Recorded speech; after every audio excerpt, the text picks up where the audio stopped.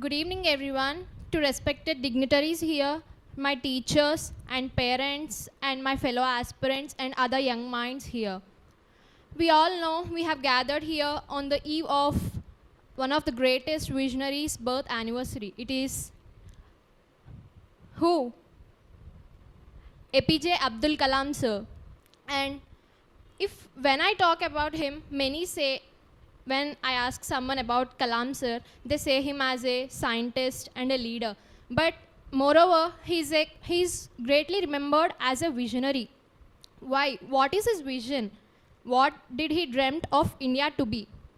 He actually mainly on based on the conditions of India, he emphasized three foundational pillars as required for India's development. They are freedom, strength, and resilience for taking India forward. Freedom. What is freedom actually? He meant it is India's priority so to safeguard its interest as we got independence from great sacrifices. And coming to development, there is necessity of rapid development. We have been constantly struggling to make India from developing nation to a developed nation, and we are in the process of achieving it. And coming to strength, he thought of placing India on global stage, not just on economic terms but also militarily and morally. Coming to freedom, it's mostly as a democratic country, we need to mainly think about the democratic freedom. Are we really having that democratic freedom?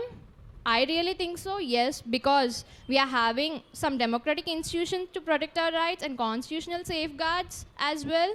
And we are having inclusive governance, which is also mentioned in our constitution and also being followed in initiatives taken by government today. We can see many initiatives like Digital India and National Education Policy. All are showing inclusiveness by considering everyone and making livelihood possible for every one of them. And coming to development, it needs to be done without delay. He always envisioned for developed India by 2020. Though the target was delayed a bit, but we are on the path to achieve it. And we have made a long-term mission for achieving it, and it is reflected in the form of Atmanirbhar Bharat today.